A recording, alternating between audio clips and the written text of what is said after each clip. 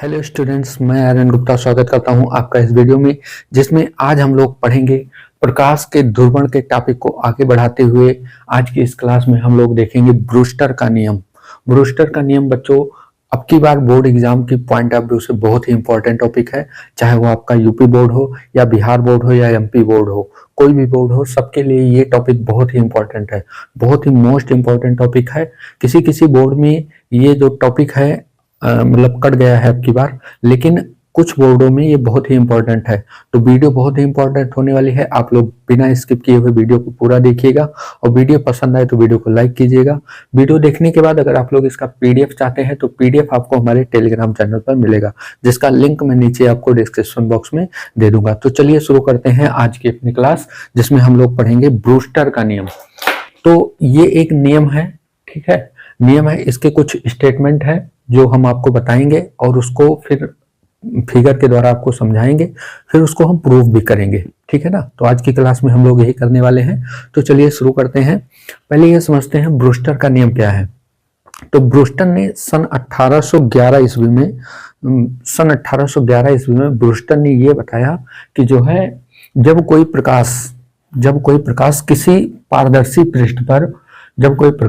पारदर्शी पृष्ठ पर एक विशेष आपतन कोण पर आपतित होता है, कोई पारदर्शी पृष्ठ है, उस पर कोई प्रकाश एक विशेष आपतन कोण पर आपतित होता है, तो आपतित होने पर वो प्रकाश का जब परावर्तन होता है तो परावर्तित प्रकाश जो होता है वो पूर्णतः क्या होता है, पूर्णतः ध्रुवित होता है, ठीक है ना। पूर्णतः क्या होता है, ध्रुवित प्रकाश का मतलब होता है। अब ये कैसे पहचाना जाएगा कि ध्रुवित प्रकाश, तो लास्ट क्लास में हमने आपको बताया था लेक्चर नंबर 25 में, ध्रुवण मतलब जब सामान्य प्रकाश आता है किसी टूरमैलिन क्रिस्टल पर गिरता है तो उससे निकलने के बाद, क्योंकि पोलराइज जो होते हैं यानी टूरमैलिन क्रिस्टल जो होते हैं उसमें एक विशेष प्रकार के खांचे कटे होते हैं, ठीक है।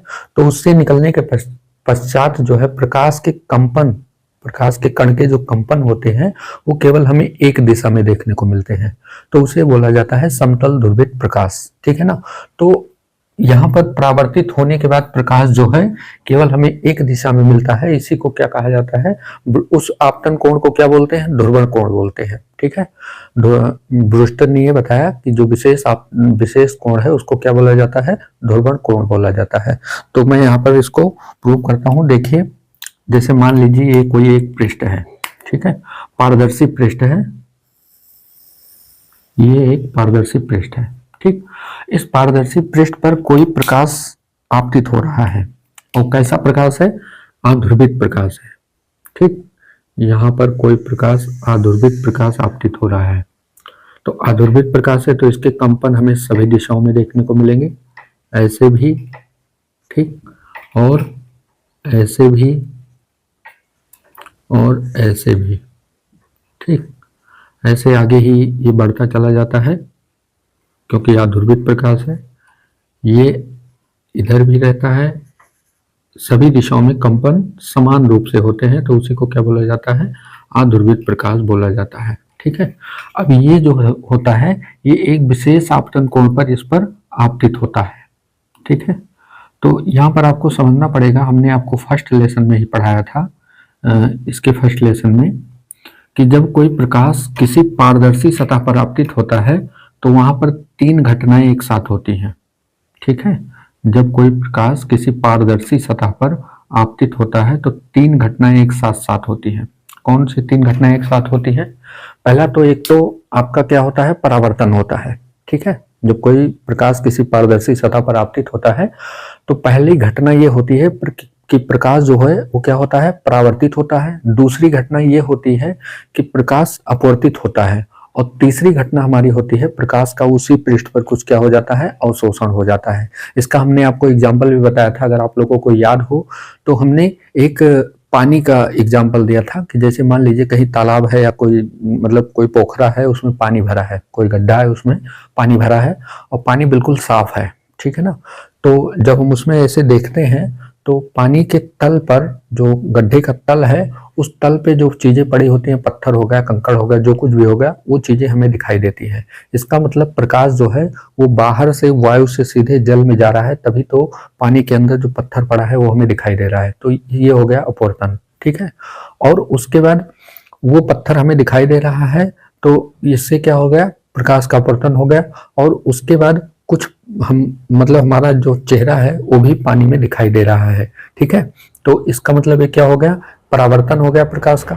लेकिन पूरी तरीके से नहीं दिखाई दे रहा है, थोड़ा धुंधला दिखाई दे रहा है, एकदम जैसे कांच में दिखाई देता है, शीशे में दिखाई देता है, उस प्रकार से नहीं दिखाई दे रहा है, कुछ धुंधला दिखाई दे रहा है। इसका मतलब क्या हुआ कि कुछ प्रकाश जो है वो उसकी सतह पर ही अवशोषित हो जा रहा है, संपूर्ण प्रकाश हमारी आंखों तक नहीं पहुंच पा रहा है, ठीक है ना। इसलिए वो हमारा जो चेहरा है वो हमें धुंधला दिखाई दे रहा है। तो 3 घटनाएं एक साथ होती हैं, ठीक है ना।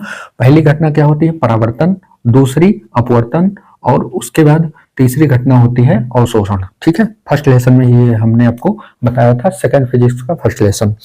उसके बाद अब देखिए, ये एक विशेष आपतन कोण पर आपतित होती है। ब्रूस्टर ने बताया कि एक विशेष आपतन कोण पर आपतित होती है। तो ये जब परावर्तित होती है, यहां से परावर्तन होता है प्रकाश का, तो प्रकाश का परावर्तन में जो तरंग होती है वो पूर्णतया क्या होती है, ध्रुवित होती है। तरंगे जो होती हैं, जो परावर्तित तरंगे होती हैं, ये क्या है, परावर्तित तरंगे हैं। इसको हम नाम दे देते हैं परावर्तित तरंगे, परावर्तित तरंग, परावर्तित तरंग। ये पूरी तरीके से क्या होती है, ध्रुवित होती है। ध्रुवित का मतलब इसके कंपन केवल एक दिशा में मिलते हैं, ठीक है। अब हो सकता है इसके कंपन यहाँ पर हम डॉट डॉट बना दे रहे हैं, डॉट का मतलब हुआ कंपन ऐसे तल के लंबवत ऐसे ऊपर नीचे ऐसे हो रहे हैं, ठीक है ना। तो ये होता है पूर्णतया ध्रुवित होता है, ऐसे इसके कंपन केवल एक ही दिशा में होते हैं, पूर्णतया ध्रुवित होता है। तो जिस आपतन कोण पर परावर्तित तरंग पूर्णतया ध्रुवित होती है, उस आपतन कोण को क्या कहा जाता है, ध्रुवण कोण कहा जाता है। इसे हम किससे प्रदर्शित करते हैं, आईपी से, ठीक है। आईपी क्या है, ध्रुवण कोण है। आईपी जो है आपका, ये क्या है, ध्रुवण कोण है। ध्रुवण कोण एक विशेष कोण है, ध्रुवण कोण, जिसे हम बोलते हैं पोलराइजिंग एंगल। पोलराइजिंग एंगल कहा जाता है इसे, ठीक है। इस विशेष आपतन कोण पर जब प्रकाश का परावर्तन होता है तो ये पूर्णतया क्या होती है, ध्रुवित होती है। अब परावर्तन हुआ तो अपवर्तन भी होगा, क्योंकि ये कैसी सतह है, ये जो है हमारी सतह है, ये पारदर्शी सतह है, ठीक है। ये कैसी सतह है, पारदर्शी सतह है, ट्रांसपेरेंट सरफेस है, ठीक है, पारदर्शी सतह, ठीक, ट्रांसपेरेंट सरफेस है ये। अब हम मान लेते हैं कि अब अपवर्तन के लिए 2 माध्यम का होना आवश्यक है, तो हम मान लेते हैं ये है वायु और ये कोई पारदर्शी माध्यम है, कोई भी पारदर्शी माध्यम ले सकते हैं, पारदर्शी माध्यम है, ठीक। और इस पारदर्शी माध्यम का जो अपवर्तनांक है उसको हम एन से भी दिखा सकते हैं या म्यू से दिखा सकते हैं। हम यहाँ पर म्यू से दिखा देते हैं, ठीक है। अपवर्तनांक को एन से भी दिखाया जाता है और म्यू से भी दिखाया जाता है, तो हमने यहाँ पर म्यू से दिखा दिया, ठीक है। तो ये माध्यम हो गया वायु का, ये माध्यम हो गया कोई पारदर्शी माध्यम हो गया, जिसका अपवर्तनांक हमने क्या ले लिया, म्यू ले लिया। अब प्रकाश की किरण जो है वायु से कहाँ जाएगी, पारदर्शी माध्यम में जाएगी, यानी ये सघन होगा। तो प्रकाश की किरण अभिलंब की ओर क्या होगी, झुक जाएगी, ठीक है। जब प्रकाश विरल माध्यम से सघन माध्यम में जाता है तो वह अभिलंब की ओर क्या होता है, झुक जाता है, यानी ये प्रकाश झुककर कुछ इस दिशा में ऐसे चली जाएगी। यहाँ पर हम बना देते हैं, ये ऐसे चली जाएगी, ठीक। रेड मार्कर आपको दिखाई दे रहा है, हम यहाँ पर इसको एक बार चेक कर लेते हैं।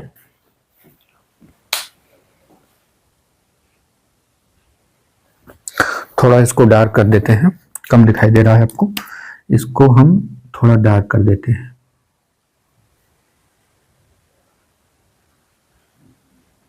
ठीक। ये है अपवर्तित तरंगाग्र, इसको हम बोलेंगे अपवर्तित तरंगाग्र, अपवर्तित तरंगाग्र नहीं, अपवर्तित तरंग है ये, ठीक है ना, अपवर्तित तरंग।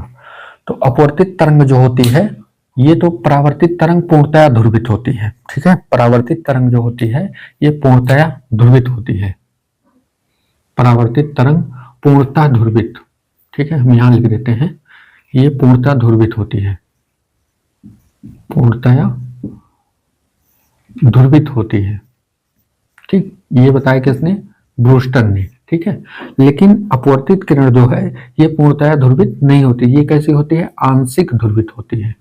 ठीक, अब ये आंशिक ध्रुवित क्या होता है? आंशिक ध्रुवित, प्रकाश ध्रुवित हो लेकिन केवल एक से अधिक दिशाओं में। ठीक है, जब प्रकाश एक से अधिक दिशाओं में, प्रकाश के कण के कंपन एक से अधिक दिशाओं में होते हैं, ठीक है, परंतु ज्यादा नहीं, एक से अधिक, लेकिन बहुत ज्यादा नहीं, एक जैसे मतलब मान लीजिए 2 या 3 दिशाओं में होते हैं उसके कंपन, तो उसको बोला जाता है आंशिक ध्रुवित। ठीक है, तो आंशिक ध्रुवित में ऐसे भी हो सकते हैं, ठीक, और ऐसे भी हो सकते हैं। ठीक, इनकी संख्या कम होती है अपेक्षाकृत। जैसे ये अंदर वाला कंपन है, ये बाहर वाला कंपन है, यहाँ पर भी अंदर वाला कंपन हो गया। ठीक है, यहाँ पर केवल ये ऐसे ऐसे वाला कंपन है, फिर हमने ये डॉट बना दिया, इसका मतलब ये अंदर वाला कंपन है। ठीक है, यहाँ पर फिर हमने ऐसे बना दिया, ठीक, और ये डॉट वाला भी बना दिया। ठीक, तो इसको बोलते हैं आंशिक ध्रुवित। तो परावर्तित तरंग पूर्णतः ध्रुवित होती है और अपवर्तित तरंग ये आंशिक ध्रुवित होती है। ये किसने बताया? ब्रूस्टर ने बताया। जिस विशेष आपतन कोण पर परावर्तित तरंग पूर्णतः ध्रुवित होती है इसको बोला जाता है ध्रुवण कोण। ठीक है ना। फिर ब्रूस्टर ने ये बताया कि ये जो इसका जो ये कोण है ध्रुवण कोण, आईपी क्या है? ध्रुवण कोण है। ये क्या है? एक विशेष कोण है। इसको आप लोग लिख लीजिए, एक विशेष कोण है। ये जो है एक विशेष कोण है। फिर ब्रूस्टर ने क्या बताया कि ये जो विशेष कोण है आईपी जो है, ये आईपी, इसका टैन, आईपी का टैन जो होता है वो पारदर्शी माध्यम के अपवर्तनांक के बराबर होता है। यानी टैन आईपी जो होता है, टैन आईपी जो होता है वो किसके? पारदर्शी माध्यम के अपवर्तनांक के बराबर होता है। यानी टैन आईपी बराबर होता है म्यू। टैन आईपी बराबर क्या होता है? म्यू होता है। ये किसके अकॉर्डिंग है? ब्रूस्टर के अकॉर्डिंग, अकॉर्डिंग टू ब्रूस्टर। ठीक, ये ब्रूस्टर के अकॉर्डिंग है। ब्रूस्टर ने ये बताया कि विशेष कोण जो ये ध्रुवण कोण है इसका टैन जो है वो किसके बराबर होता है? पारदर्शी माध्यम के अपवर्तनांक के बराबर होता है। ये ब्रूस्टर ने बताया था। ये नियम है, इसको हम कोई छेड़खानी नहीं कर सकते हैं। ठीक है ना, ये नियम है, इसको ऐसे ही हमें पढ़ना पड़ेगा। ठीक, कि विशेष आपतन कोण जो होता है ये ध्रुवण कोण, इसका टैन लेने पर ये इस माध्यम के पारदर्शी माध्यम के अपवर्तनांक के बराबर होता है। ठीक है ना। अब देखिए यहाँ पर इसको हम लोग देखते हैं। अब जैसे देखिए ये है आईपी, ये क्या है? आपतन कोण है, ये परावर्तन कोण है। तो परावर्तन कोण जो होता है वो आपतन कोण के बराबर होता है। तो ये आईपी है तो ये भी क्या हो जाएगा? आईपी हो जाएगा। ठीक है ना। उसके बाद ये है अभिलंब। ठीक है, इसको बोलते हैं नॉर्मल। ठीक, अभिलंब है। तो अभिलंब और अपवर्तित किरण के बीच जो कोण बनता है इसको हम क्या बोलते हैं? अपवर्तन कोण आर बोलते हैं। ठीक है ना। अब जो है यहाँ पर हम स्नेल का नियम लगाते हैं। ठीक है, स्नेल का नियम लगाते हैं, इसको प्रूव करते हैं। क्योंकि कभी कभी क्वेश्चन ये पूछता है बच्चों कि ब्रूस्टर का नियम क्या है, इसको प्रूव कीजिए। तो ब्रूस्टर का नियम ये है, इसको आप चित्र बना दीजिएगा, इतना लिख दीजिएगा। ठीक है ना। बाकी ब्रूस्टर का नियम का जो लैंग्वेज है जो हमने बोला है वो आपको स्क्रीन पर यहाँ दिख गया होगा, आप लोग उसका स्क्रीनशॉट ले लीजिएगा। बाकी पीडीएफ तो आपको हमारे टेलीग्राम चैनल पर मिल ही जाएगा। ठीक है ना। अब जो है इसके बाद जो है कभी कभी क्वेश्चन एग्जाम में पूछता है कि ब्रूस्टर का नियम क्या है, इसको सिद्ध कीजिए तथा इसके आधार पर, ध्रुवण कोण के आधार पर यह सिद्ध कीजिए कि अपवर्तित किरण, अपवर्तित तरंग और परावर्तित तरंग एक दूसरे की क्या होती हैं? लंबवत होती हैं। ठीक है, कभी कभी कहता है कि ध्रुवण कोण के आधार पर यह सिद्ध कीजिए कि परावर्तित तरंग और अपवर्तित तरंग एक दूसरे पर क्या होती हैं? लंबवत होती हैं। तो ये कैसे हम सिद्ध करेंगे? बस इसी की सहायता से हम लोग सिद्ध करेंगे। हम लेंगे ब्रूस्टर के नियम से, पहले लेंगे ब्रूस्टर के नियम से। तो ब्रूस्टर के नियम से, ब्रूस्टर के नियम से, ब्रूस्टर का नियम क्या है? टैन आईपी बराबर म्यू। ठीक, अब टैन आईपी को हम क्या लिख सकते हैं? साइन आईपी बटे कॉस आईपी। ठीक, बराबर में म्यू। ठीक, अब जो है इसको मान लेते हैं समीकरण नंबर 1। अब इस चित्र में चूंकि अपवर्तन हो रहा है तो हम लगाते हैं स्नेल का नियम।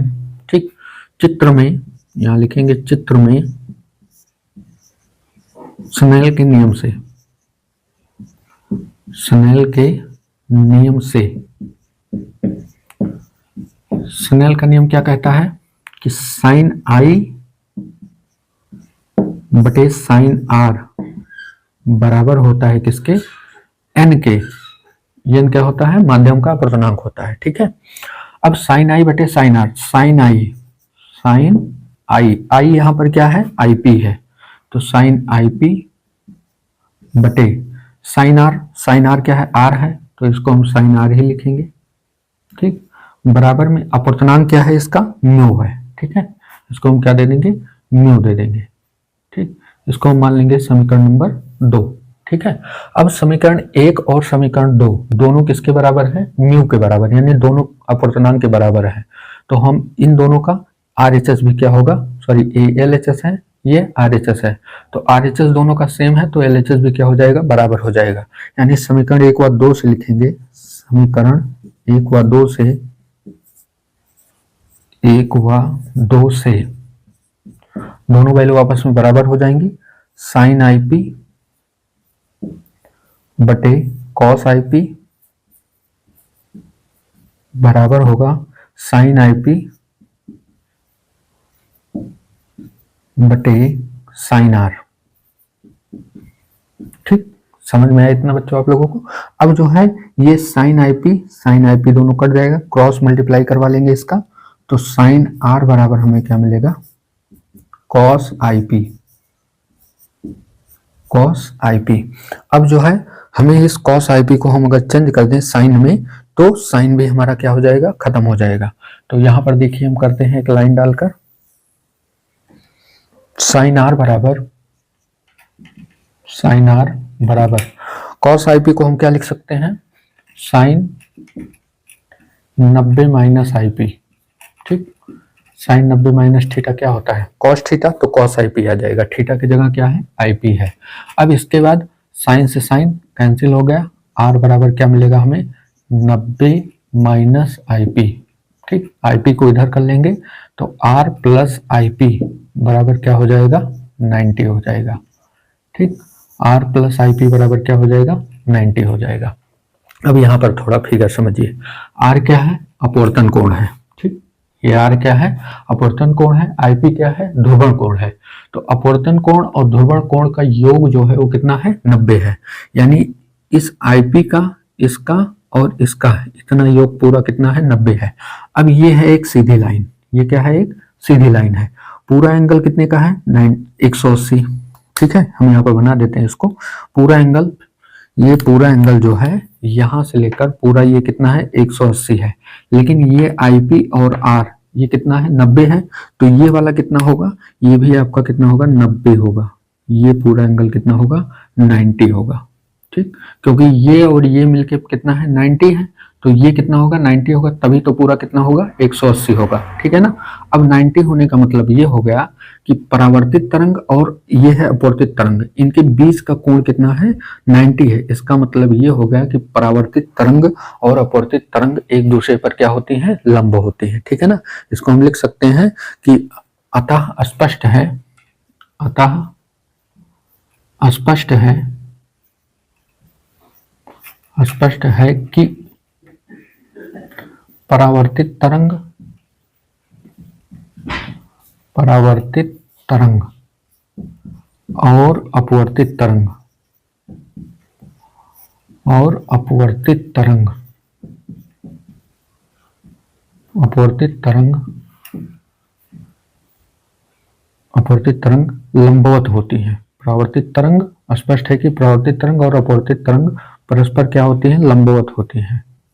परस्पर, या हम कहें इसको कि एक दूसरे पर लंबवत होती है। ठीक है ना, या परस्पर लंबवत होती है, कुछ भी लिख लीजिए। परावर्तित तरंग और अपवर्तित तरंग परस्पर, परस्पर लंबवत होती है, क्योंकि इनके बीच का कोण जो है वो कितना आया है, 90 आया है, लंबवत होती है। ठीक है ना, ये इतना, ये तो हमने सिद्ध कर दिया, ठीक है। और यहाँ पर हमने कह दिया कि ये क्या है, यही ब्रूस्टर का नियम है। यहाँ पर ये लिख लीजिए कि यही ब्रूस्टर का नियम है, यही ब्रूस्टर का नियम है।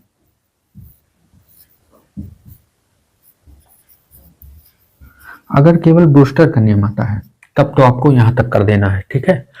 ये फिगर बना देना है और ये इतना लिख देना है, ठीक। और इसकी लैंग्वेज जो है, जो मैंने बताया कि आपको स्क्रीनशॉट लेना है उसका, तो वो वाली लैंग्वेज भी लिख देना है। ब्रूस्टर का नियम लिख देना है कि सन 1811 ईस्वी में ब्रूस्टर ने ये बताया। डेट भी हम यहाँ डाल देते हैं, सन 1811 ईस्वी में, ठीक।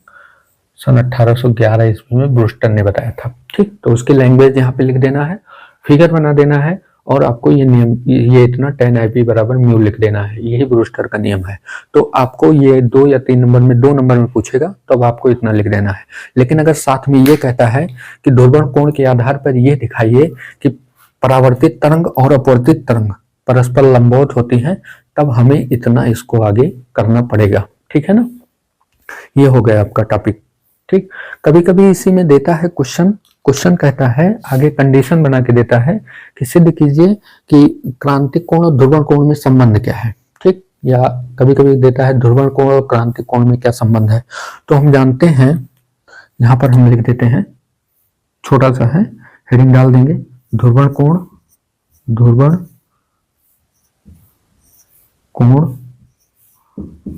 व क्रांतिक कोण में संबंध, क्रांतिक कोण में संबंध, ठीक। Relation between polarising angle and critical angle, ठीक। दोनों के बीच में क्या संबंध है, ध्रुवण कोण और क्रांतिक कोण में संबंध हम लोग निकालेंगे। तो हम जानते हैं, चूंकि ब्रूस्टर के नियम से tan IP बराबर होता है म्यू, अभी हमने पढ़ा है यहाँ पर ब्रूस्टर के नियम से, ठीक है। इसको हम नाम दे देते हैं समीकरण नंबर 1, ठीक है।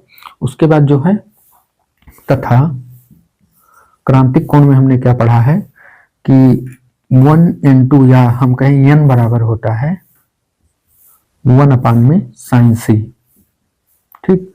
n लिखें या म्यू लिखें, म्यू लिख दीजिए, ठीक है, क्योंकि यहाँ म्यू है, ठीक है। म्यू बराबर 1 साइन सी, म्यू लिख सकते हैं, n लिख सकते हैं, दोनों लिख सकते हैं, दोनों ही क्या है, माध्यम के अपवर्तनांक है, ठीक है ना।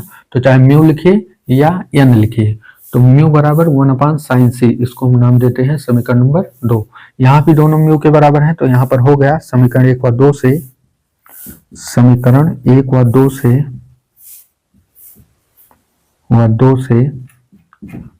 क्या स्पष्ट हो रहा है कि tan IP जो है वो बराबर है किसके, 1 साइन सी के, ठीक। या इसको हम लिख सकते हैं कि साइन सी जो है वो बराबर है 1 tan IP के, ठीक। साइन सी जो है वो बराबर है 1 tan IP के। या इसी को हम लिख सकते हैं, साइन सी जो है क्रांतिक कोण जो है वो बराबर होगा किसके, cot IP के, cot IP के। ये 1 tan IP क्या बन गया, cot IP बन गया, ठीक है। यही क्या है, यही ध्रुवण कोण और क्रांतिक कोण में संबंध है, यही ध्रुवण कोण और क्रांतिक कोण में क्या है, संबंध है, ठीक। इसको आप लोग इतना स्क्रीनशॉट लीजिए, बाकी हम फ्रेम चेक करते हैं।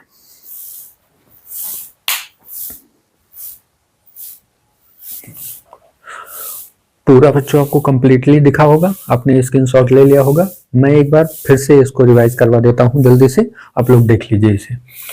तो सन 1811 ईस्वी में ब्रूस्टर ने यह बताया कि जब किसी एक विशेष आपतन कोण पर कोई प्रकाश आपतित होता है, या हम कहें ये कैसा प्रकाश है, आध्रुवित प्रकाश है। एक विशेष आपतन कोण पर जब कोई आध्रुवित प्रकाश या सामान्य प्रकाश आपतित होता है, तो उस विशेष आपतन कोण पर परावर्तित तरंग जो होती है वो क्या होती है, पूर्णतः ध्रुवित होती है। तो जिस विशेष आपतन कोण पर परावर्तित किरण पूर्णतः ध्रुवित होती है, उस विशेष आपतन कोण को क्या कहा जाता है, ध्रुवण कोण कहा जाता है। फिर उसके बाद प्रकाश की किरण क्या होती है, अपवर्तित होती है, तो अपवर्तित तरंग जो होती है वो आंशिक ध्रुवित होती है। आंशिक ध्रुवित का मतलब होता है कि कंपन एक से अधिक दिशाओं में प्राप्त होते हैं, ठीक है, लेकिन परंतु सभी दिशाओं में नहीं, एक से अधिक दिशाओं में प्राप्त होते हैं लेकिन सभी दिशाओं में नहीं होते हैं। उसके बाद ब्रूस्टर ने ही बताया कि ये जो विशेष आपतन कोण है, ध्रुवण कोण, इसका tan जो है इस पारदर्शी माध्यम के अपवर्तनांक के बराबर होता है। यही क्या है, ब्रूस्टर का नियम है। इसी में क्वेश्चन देता है कि सिद्ध कीजिए कि परावर्तित तरंग और अपवर्तित तरंग परस्पर लंबवत होती है, किसके आधार पर, ध्रुवण कोण के आधार पर। तो हम यहाँ पर ब्रूस्टर का नियम लेते हैं। ब्रूस्टर के नियम से tan IP बराबर म्यू, यहाँ से sin IP बटे cos IP बराबर म्यू। फिर इस चित्र में हम स्नेल का नियम लगाते हैं, क्योंकि यहाँ अपवर्तन हो रहा है, एक माध्यम से दूसरे माध्यम में प्रकाश की किरण जा रही है, तो यहाँ पर स्नेल का नियम लगाएंगे तो sin I बटे sin R बराबर n होता है। n क्या है, इस माध्यम का अपवर्तनांक है, तो म्यू आ गया, और I की जगह आपतन कोण की जगह क्या आ गया, IP आ गया, और अपवर्तन कोण की जगह क्या है, R है। दोनों समीकरण में हम देख रहे हैं म्यू के बराबर हैं। फिर दोनों वैल्यू हम आपस में बराबर कर दिए, sin IP से sin IP कैंसिल हो गया, क्रॉस मल्टीप्लाई करवा दिए यहाँ पर। उसके बाद फिर इस cos को हमने sin में चेंज कर दिया, फिर sin क्या हो गया, कैंसिल हो गया। R बराबर क्या मिला हमें, 90 माइनस IP। अब IP को हमने इधर कर लिया तो R प्लस IP बराबर क्या हो गया, 90 हो गया। इसका मतलब हो गया कि ये जो R इतना ये कोण है और ये IP, इन दोनों का योग कितना है, 90 है। तो हम जानते हैं पूरी एक सीधी लाइन जो है 180 अंश का कोण बनाती है। तो अगर ये दोनों 90 है तो ये बाकी जो बचा है ये भी कितना होगा, 90 होगा। तो इसका मतलब होगा कि परावर्तित तरंग और अपवर्तित तरंग एक दूसरे पर क्या होती है, लंबवत होती है, या हम कहें परस्पर क्या होती है, लंबवत होती है। कभी कभी इसी में क्वेश्चन पूछ लेता है, इसी में पूछता है या अलग से 1 नंबर 2 नंबर में पूछ सकता है कि ध्रुवण कोण और क्रांतिक कोण में क्या संबंध है। तो हम जानते हैं कि ब्रूस्टर के नियम से tan IP बराबर म्यू, तथा हम ये भी जानते हैं कि म्यू या n बराबर क्या होता है, 1/sin c क्रांतिक कोण का, ठीक है। दोनों ही म्यू के बराबर हैं, तो हमने दोनों समीकरण से ले लिया। तो tan IP किसके बराबर हो गया, 1/sin c के। sin c को हमने यहाँ कर लिया, tan IP यहाँ चला गया, तो sin c बराबर 1/tan IP। 1/tan को हम क्या लिख सकते हैं, cot लिख सकते हैं, तो sin c बराबर cot IP। यही क्या है, ध्रुवण कोण और क्रांतिक कोण में संबंध है, ठीक है ना। आशा करते हैं बच्चों कि आप लोगों को बेहतर समझ में आया है। अगर आपको बेहतर समझ में आया है, आप लोगों को ऐसे एग्जाम में ऐसे लिख कर आना है, पूरा नंबर मिलेगा। इंपॉर्टेंट टॉपिक है, देख लीजिएगा इसको। वीडियो देखने के बाद PDF आपको हमारे टेलीग्राम चैनल पर मिल जाएगा। अगर आप लोग नोट नहीं कर पाते हैं या केवल समझते हैं इससे, तो PDF से आप लोग देख के उसको लिख लीजिएगा। तो आज की क्लास के लिए इतना ही रखते हैं। बाकी ऐसे ही कॉन्सेप्चुअल पढ़ाई करने के लिए चैनल को सब्सक्राइब करें और ज़्यादा से ज़्यादा इसे शेयर करें। एक प्यारा सा कमेंट करके हमें जरूर बताइएगा कि वीडियो आपको कैसी लगी। तो आज की क्लास के लिए इतना ही रखते हैं। Thank you so much. मिलते हैं कल की क्लास में। जय हिंद, वंदे मातरम।